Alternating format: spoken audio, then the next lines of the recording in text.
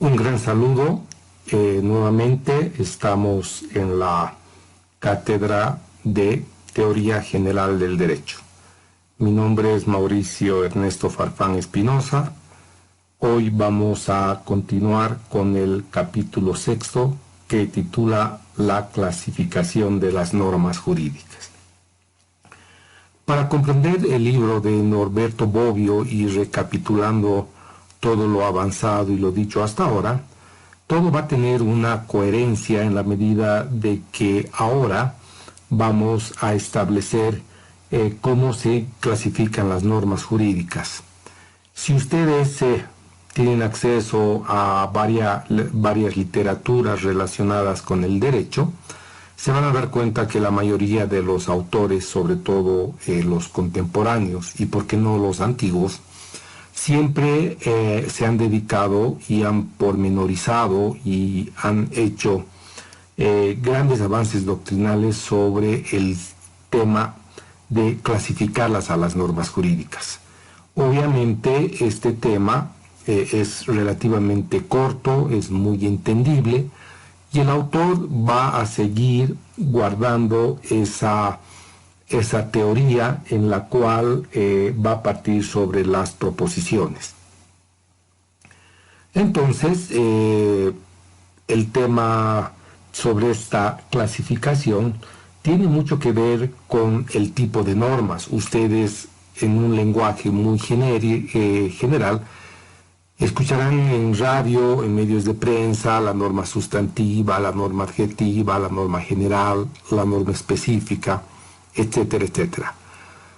Entonces, el carácter de la clasificación de estas normas es muy diversa, pero en este tema, si ustedes se dan cuenta, es el más corto y además es el más clarito en cuanto a la clasificación que hace esto.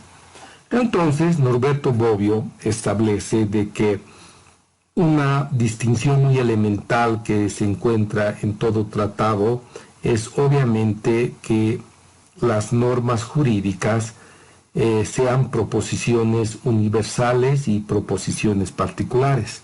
No vamos a entrar a explicar porque nosotros ya hemos hablado sobre este tipo de normas. Sin embargo, cuando hablamos de proposiciones universales y proposiciones particulares, se denominan universales aquellas proposiciones en las cuales el sujeto representa una clase compuesta de varios miembros. Obviamente, pone un ejemplo, entre comillas, dice, los hombres son mortales. Y obviamente, obviamente señala que las proposiciones particulares son aquellos en que van a individualizar al sujeto desde una manera que pone otro ejemplo y entre comillas dice Sócrates es mortal. Entonces nos es más fácil, comprensible que una proposición universal va a tener esa connotación del carácter general y las particulares van a ser aquellas que van a recaer de manera individual. Por tanto, en esta clasificación, las normas las va a poder clasificar en una primera tentativa en normas universales y en normas particulares. Y es así que, por ejemplo, una norma de carácter universal para la legislación boliviana sería la Constitución Política del Estado. Y una norma específica podría ser una ley, la Ley General de Aduanas, por ejemplo, el Código Civil, la Ley Penal, etcétera, etcétera. Entonces, lo que va a interesar en la clasificación es a quién va dirigida la norma, es decir, a ese sujeto que de alguna manera es, en otras palabras, el destinatario y obviamente tiene que ver con el objeto de la prescripción. Obviamente habíamos dicho que los elementos esenciales es de que la norma jurídica está y va a ser dirigida a alguien. Y en este caso somos todos aquellos sujetos que estamos en un determinado territorio. Entonces, Si nosotros hacemos un análisis y una valoración a esta clasificación de proposiciones con referencia a las normas jurídicas, en la página 125 hace una diferencia del carácter general o el carácter abstracto. Si bien Norberto Bobbio hace un diálogo sobre las prescripciones en cuanto a estas acciones universales y a las prescripciones de carácter individual con referencia a la norma jurídica, él propone que existe una distinción de la norma jurídica de carácter general y de carácter abstracto, y en ese diálogo él hace varias interrogaciones, las cuales vamos a tratar de esclarecer. Él establece en el punto 49, y leo textualmente, dice que con las aclaraciones a las cuales se había visto entre las normas universales y las normas particulares, nos lleva a la vieja doctrina que se encuentra en todos los manuales relativos al carácter general y al carácter abstracto de la norma, y nos ayuda a ver los límites y los defectos y los defectos que tienen varias ideas doctrinales, porque para algunos las normas generales son abstractas, entonces habla de normas generales abstractas, y para otros estudios dicen que las normas no son normas generales abstractas, sino que son normas además de generales y además de abstractas. Por tanto, esa clasificación a las cuales se va a señalar y que va a establecer el autor, va a decir que en términos general, tanto el término general como el término abstracto es una forma de clasificar a las normas jurídicas, y obviamente lo abstracto viene a lo universal con respecto a las acciones. Entonces, lo general también va a tener un grado de abstracción, y obviamente va a ser un diálogo fundamentando que o son abstractas y generales o son dos normas con características diferenciales. Y en términos concretos, el diálogo de la página 125, a la que ustedes tienen que hacer una revisión, hace también lo que establece qué es lo que se debe entender por norma concreta. Y obviamente, al señalar que son normas de tipo concreta, se va a considerar que son lo que denominamos órdenes, que ya la habíamos visto en temas pasados, y también el término de mandato, que por cierto nosotros habíamos ya explicado y señalado en los temas pasados. De tal manera que en la teoría general del derecho de Norberto Bobbio establece que existe una dicotomía fundada en cuanto se refiere a las normas generales y mandatos o normas abstractas y órdenes. Con esto va a entrar a hacer algunas aseveraciones de la calidad y el valor que se le va a dar a una determinada norma, bajo la máxima de que la ley es igual para todos. Es así como lo está estableciendo en la página 126, ¿no? Porque la máxima del derecho, y eso cuando ustedes van a cualquier lugar comercial, dice todos somos iguales ante la ley, pero ese término es un término muy general con referencia a la norma jurídica, porque la norma jurídica va a tener en un determinado ámbito grados de validez.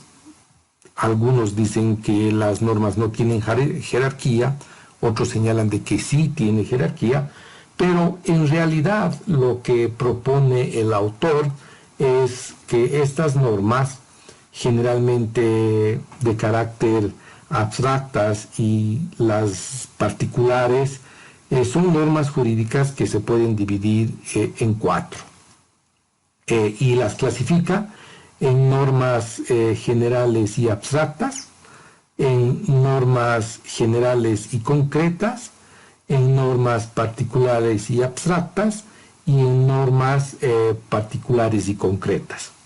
En las primeras, obviamente, es el tipo de mayor relevancia que podrían ser y se podrían ubicar las leyes. Me estoy refiriendo a las normas generales y abstractas. Las segundas son las normas generales y concretas que se refieren a una ley que declara la movilización general que se dirige a cierta clase de ciudadanos para la cual va a prescribir una acción determinada, ¿no? Y la tercera clasificación hace sobre las normas particulares y abstractas que vendrían a ser todas aquellas leyes que le atribuyen a determinada persona una determinada función. Por ejemplo, ser designado Procurador General del Estado, ser designado juez, por ejemplo, va a ir a recaer sobre una persona. Y las normas particulares, que son las cuartas, las normas particulares y concretas, son aquellas que van a ir a la esencia misma, y ahí nos pone obviamente una sentencia del juez, ya llegando a lo particular. Como verán, Norberto Bobbio en este tema habla de la calidad también de las normas afirmativas y las negativas, sin entrar en muchas consideraciones de tipo doctrinal o filosóficas. Parte también en su análisis de las proposiciones afirmativas y en las proposiciones negativas. Las primeras son aquellas que van a establecer de manera positiva la realización de un determinado acto o de una determinada afirmación. Por ejemplo, en materia civil ustedes van a ver que hay tres tipos de obligaciones que las habíamos señalado. Las obligaciones de dar, por ejemplo, esa es una afirmación, una proposición afirmativa. Y podemos colocar un ejemplo de una proposición negativa, el no hacer. Hay obligaciones de no hacer. Entonces, en los ejemplos en la cual ustedes van a ver con referencia a la exposición y diferenciación de las normas afirmativas y negativas, vamos a tener un conjunto de conclusiones con referencia a lo que nos quiere decir el autor. Y señala que las prescripciones afirmativas y las negativas, o sea, aquellas que son los mandatos y las prohibiciones, son contrarias.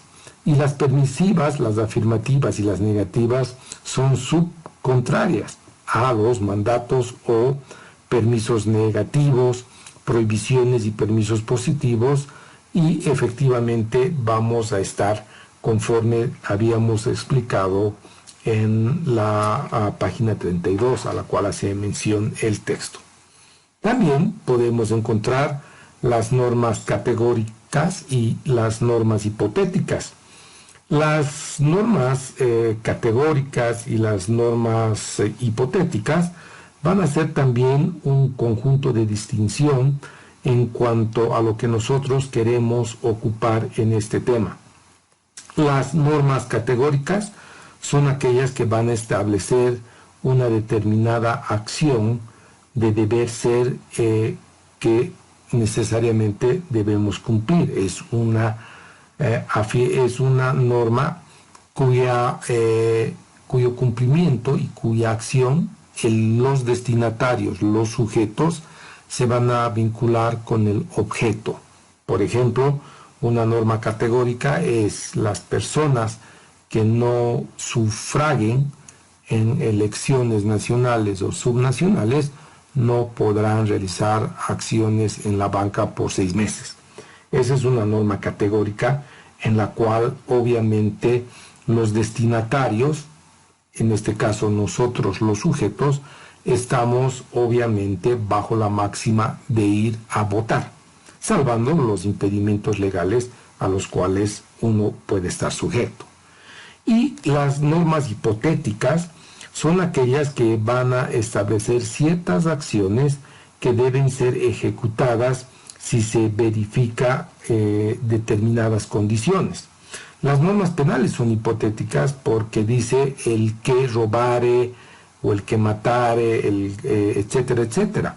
Entonces, en la descomposición de las normas hipotéticas, en la medida de que tú no cometas un acto delictivo o una acción o una omisión, obviamente va a ser una hipótesis. Y cuando una norma hipotética va a surtir sus efectos, cuando una persona, en lo general, delinca. Entonces, como verán, la categorización de este conjunto de normas trae consigo un conjunto de ejemplos ilustrativos que están contemplados en la página 131.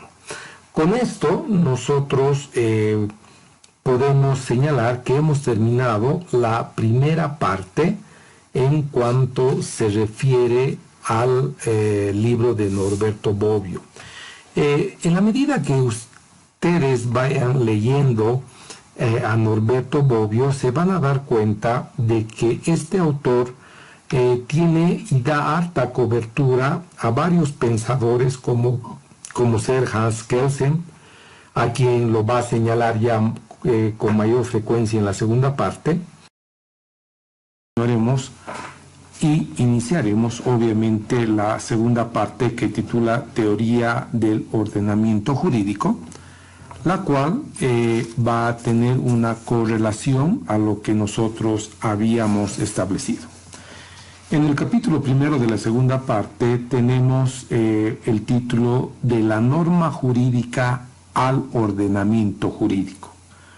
Obviamente, la teoría de la norma jurídica y la teoría del ordenamiento jurídico van a ser una parte compleja de lo que se va a entender por la teoría del derecho. El autor va a hacer una referencia a algunas doctrinas como Hans Kelsen y otros autores como Romano también, en la cual va a precisar y se va a tratar de fijar los puntos formales. Bajo estos aspectos, la norma jurídica que nosotros la hemos estudiado de manera aislada, de acuerdo a los temas que han precedido, vamos a enfrentar un complejo sistema de normas jurídicas. Esta norma jurídica que nosotros la analizamos, la estudiamos y la explicamos, obviamente va a constituir como parte de un ordenamiento jurídico, o si ustedes quieren llamar, de un sistema jurídico. Entonces, la necesidad para el estudio de la norma jurídica a un ordenamiento jurídico va a tener obviamente que ser contextualizada a partir de las relaciones particulares que va a tener cada norma jurídica con referencia al objeto de estudio. Por tanto, Norberto Bobbio, en el subtítulo número 52, en el punto 52, obviamente nos dice lo siguiente, que el contexto de normas se suelen denominar ordenamiento, y es bueno observar desde el principio que la palabra derecho tiene en sus muchos significados también el de ordenamiento jurídico. Por ejemplo, en la expresión derecho romano, derecho italiano, derecho canónico y derecho boliviano, etcétera, etcétera. Bueno, bajo esta premisa, corresponde a ustedes estudiar y analizar lo que el autor nos está queriendo decir, porque encontraremos, no solamente en este libro, sino en varias literatura, de que el término derecho va a estar relacionado al concepto de norma jurídica, como lo habíamos dicho, y ahora el derecho va a estar vinculado a la interpretación de lo que nosotros vamos a entender por un ordenamiento jurídico. Y este tema, obviamente, ha sido sujeto a análisis desde la historia de la creación, como es el derecho romano, y obviamente vamos a encontrar diferentes términos, sobre lo que nosotros vamos a entender por derecho y por norma jurídica. Pero para nosotros, la norma jurídica al ordenamiento jurídico va a ser una posición que tiene el autor con referencia a ir a la naturaleza en sí de quién, cómo fueron los principales autores que introdujeron dentro del mundo del derecho el término de ordenamiento jurídico, para después ver las definiciones, si el ordenamiento jurídico y las definiciones del derecho. Entonces, si damos un repaso muy rápido, se va a citar a Francisco Suárez como uno de los tratadistas que introduce el término de ordenamiento jurídico, y también Norberto Bobbio va a citar a Thom y a Binding como los principales estudiosos quienes han introducido el elemento primordial de la realidad jurídica a partir de considerarla a la norma jurídica en sí y obviamente del ordenamiento jurídico. Y obviamente estos autores problematizan y mezclan las consideraciones que se debe resolver y concluir en este tema. Por tanto, como con lo que dice el autor, dice que es necesario ver cuál es la raíz fundamental y los fundamentos teóricos que se había determinado en la teoría de la institución, que nosotros la habíamos visto con anterioridad, y cuáles fueron en una primera parte quienes utilizaron el término de ordenamiento jurídico. Por tanto, menciona a Santi Romano, que es uno de los principales autores, porque en su libro Le ordenamiento jurídico de 1917 ya hace referencia a lo que nosotros vamos y hemos visto como la teoría de la institución. Es decir, que este autor ha tenido gran mérito por darle la importancia de que se puede hablar de derecho cuando hay un sistema de normas que forman un ordenamiento jurídico. El tema, en realidad, es tratar de superar los problemas doctrinarios con relación al ordenamiento jurídico de lo relativo a la norma jurídica y estudiar autónomamente los primeros como parte de una teoría general del derecho. Por tanto, una de las obras principales a la que hace referencia nuestro autor es principalmente a Hans Kelsen, y en mérito a esto, este autor Hans Kelsen precisa que el tener una plena conciencia de la importancia de la existencia de este problema entre la conexión de la existencia de un ordenamiento jurídico y haber dedicado particularmente el estudio de la norma jurídica, constituye a Hans Kelsen a uno de los principales exponentes de lo relacionado en la explicación de cómo la norma jurídica y el ordenamiento jurídico tienen raíces y naturalezas en las cuales se va a definir a continuación. En el punto 53 de la página 137 se establece de que una norma jurídica en sí, por sí sola, no va a tener una vigencia y una efectividad, porque esa norma jurídica va a estar aislada, y obviamente el comportamiento de la persona a quien nosotros llamamos destinatario o sujetos del derecho, obviamente va a tener que enfrentar que estas normas jurídicas aisladas van a ser un conjunto de normas que van a conformar un ordenamiento jurídico. Entonces, hay que detenernos y hay que analizar cuáles son los elementos que nos va a permitir las definiciones que nosotros queremos tener. En el acápite 53, de manera muy interesante, dice que el conjunto de tentativas propuestas para caracterizar el derecho, ¿no?, mediante algunos elementos que se había visto de la norma jurídica, el autor considera 4 criterios: el criterio formal, el criterio material, el criterio del sujeto que crea la norma, y el cuarto criterio lo va a denominar criterio del sujeto al cual se destina la norma.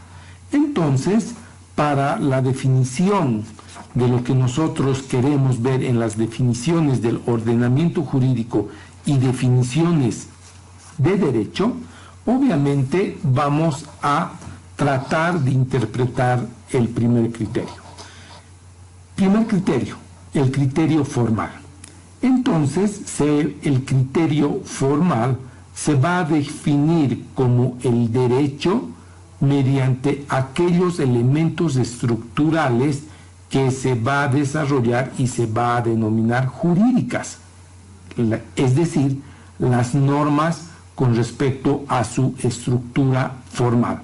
Y para eso, obviamente, el criterio formal las va a definir como positivas o negativas, categóricas o hipotéticas, y generales, abstractas o individuales concretas.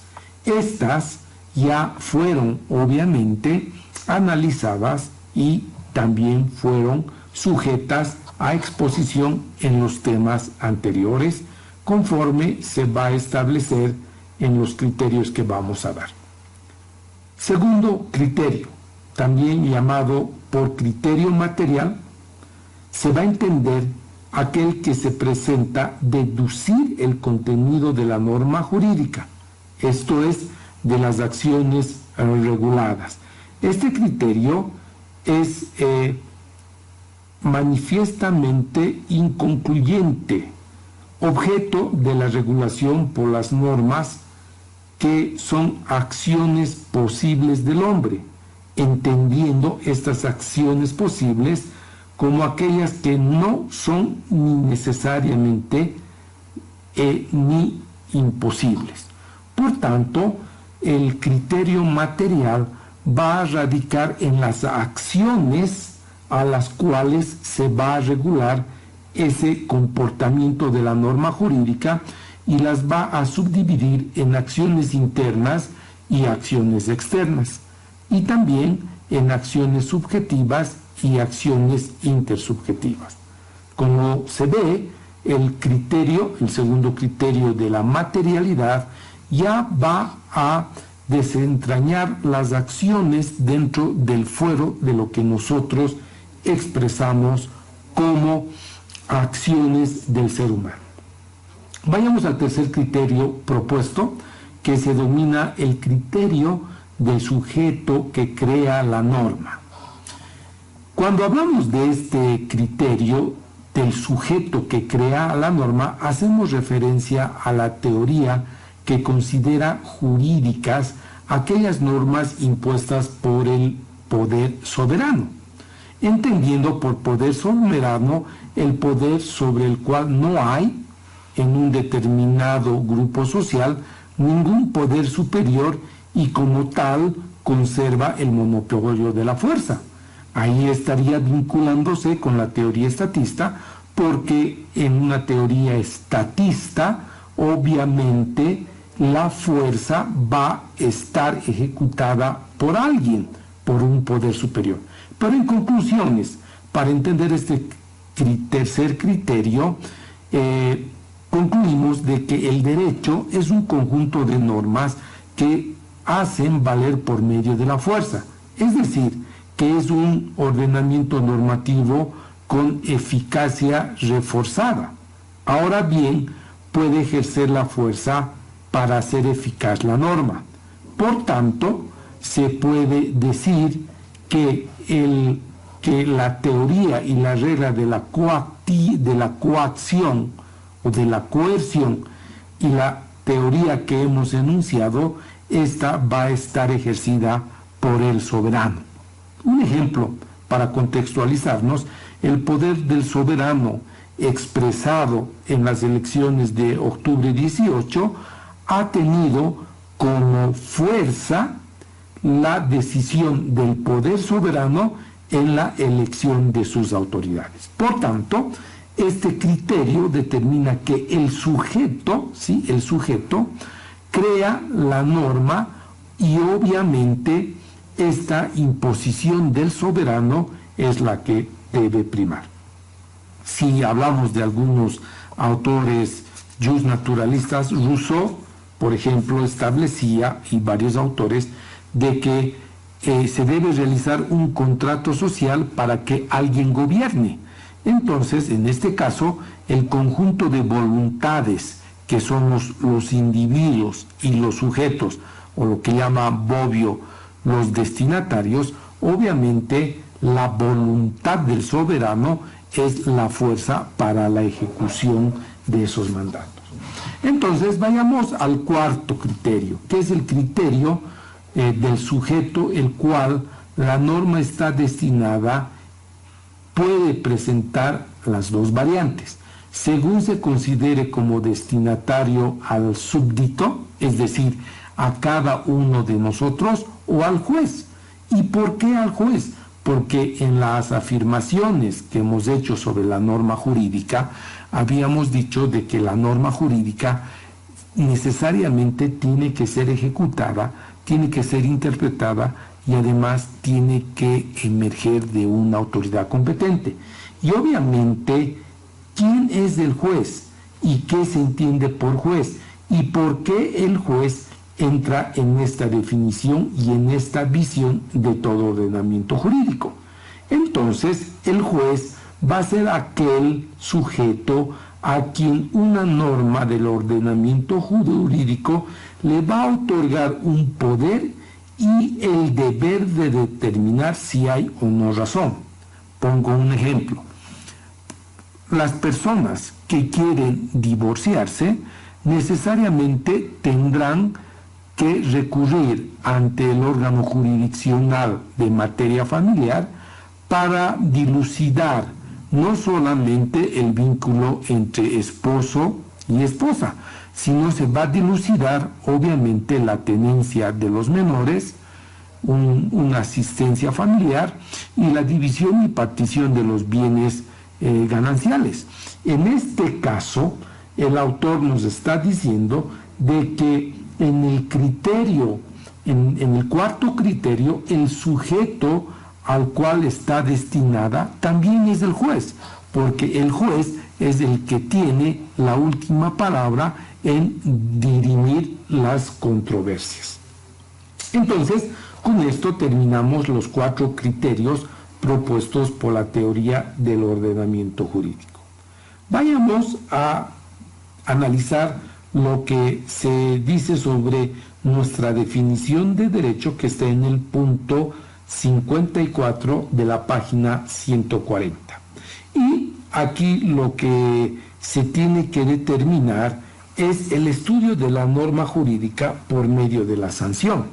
Habíamos dicho, y esto recapitulando, que la sanción de la norma moral, la sanción de la norma social, son diferentes a la sanción de la norma jurídica.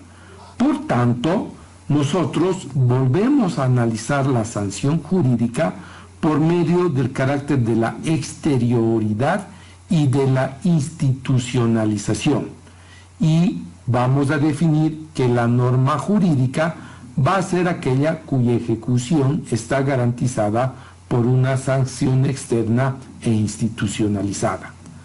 Si nosotros volvemos a las teorías sancionadoras, nos va a establecer de que no existiría norma jurídica si no tendría una capacidad de sanción.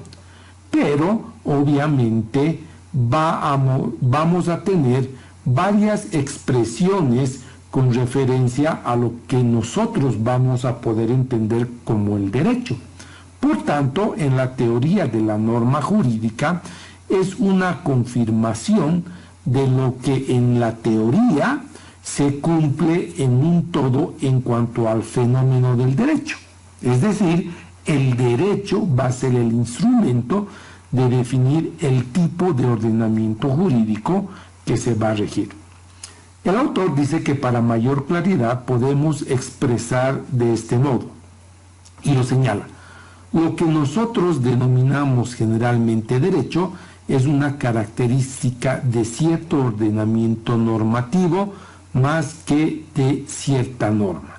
En tal sentido, si aceptamos esta tesis, el problema de la definición de derecho se convierte en un problema de definición de un ordenamiento jurídico y consiguientemente la distinción es entre este tipo de ordenamiento normativo y otros.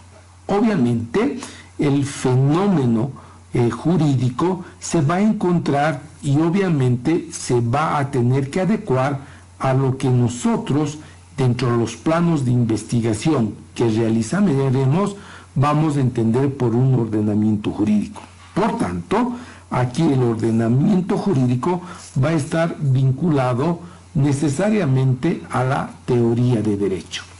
Entonces, nosotros, mientras realizamos en la teoría tradicional sobre un ordenamiento jurídico, vamos a decir que primero está compuesto por norma jurídica, sí, efectivamente.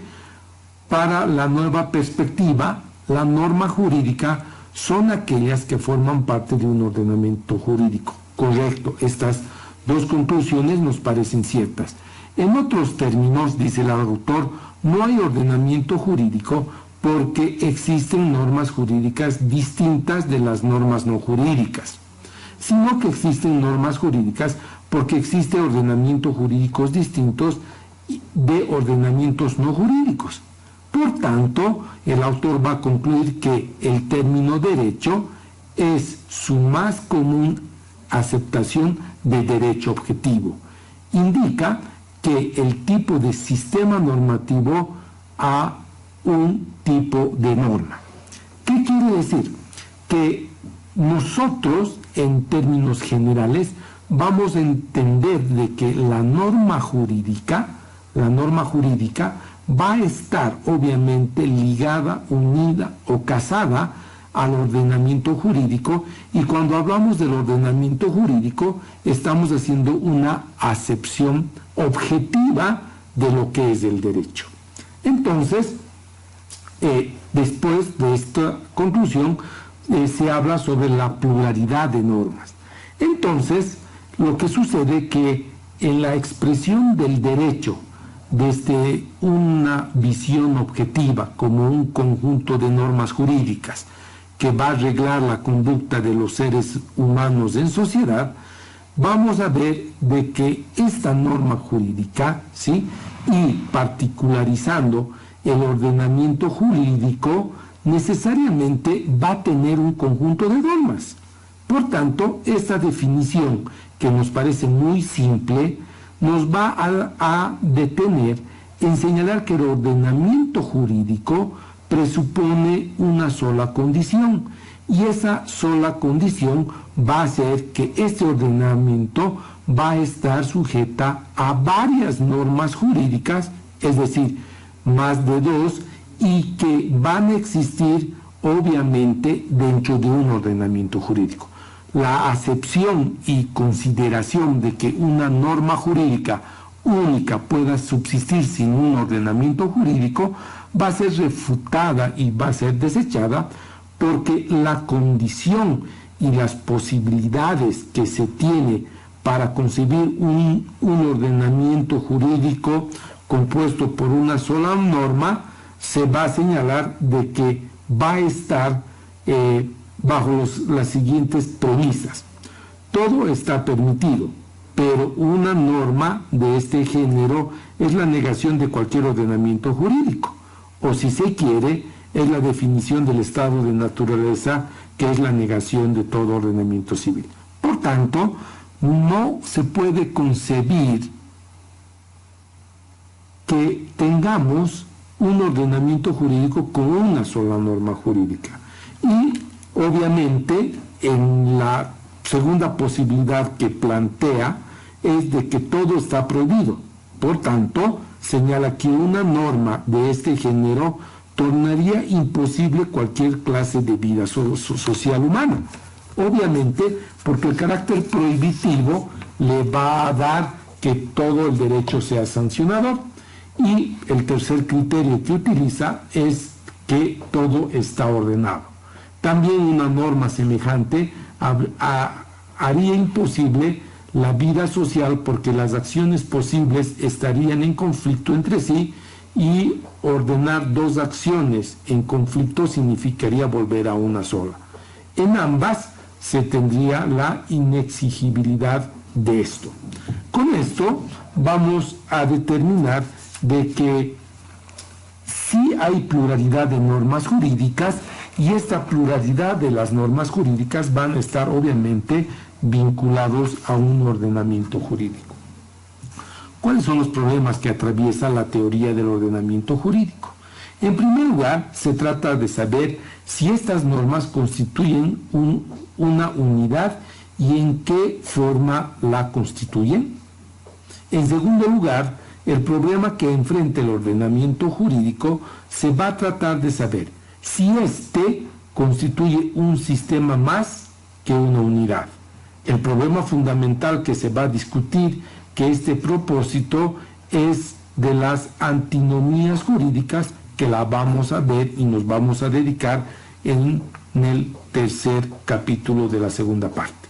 Y obviamente, si quieren ver el tema de lagunas del derecho, vamos a tener que recurrir a autores como Hans Kelsen cuando se va a estudiar en el capítulo cuarto.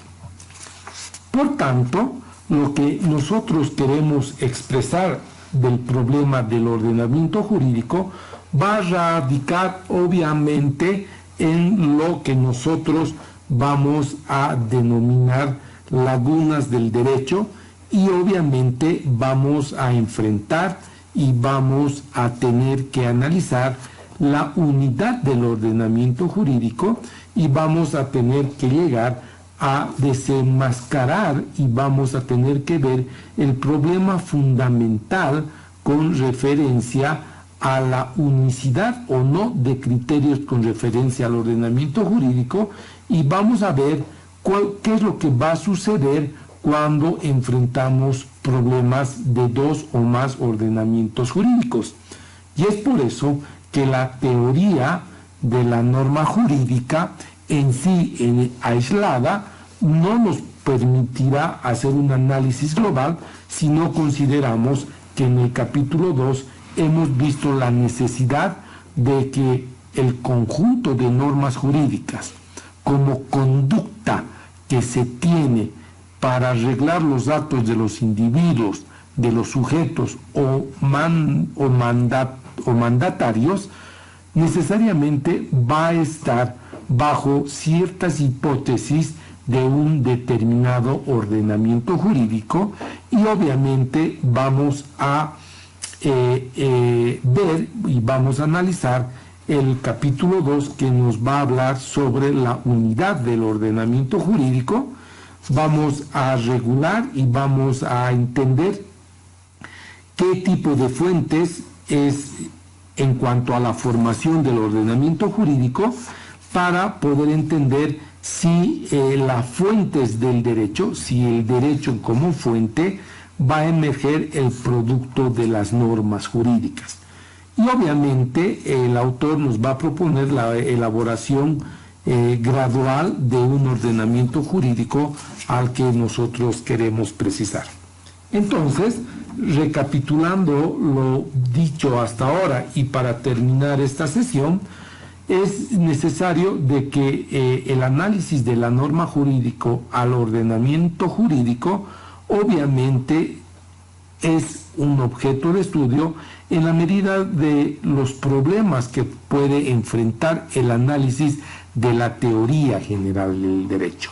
Por tanto, en la doctrina y en el estudio de la norma jurídica estamos en la necesidad de tratar de ver y tratar de entender los problemas que atraviesa el ordenamiento jurídico.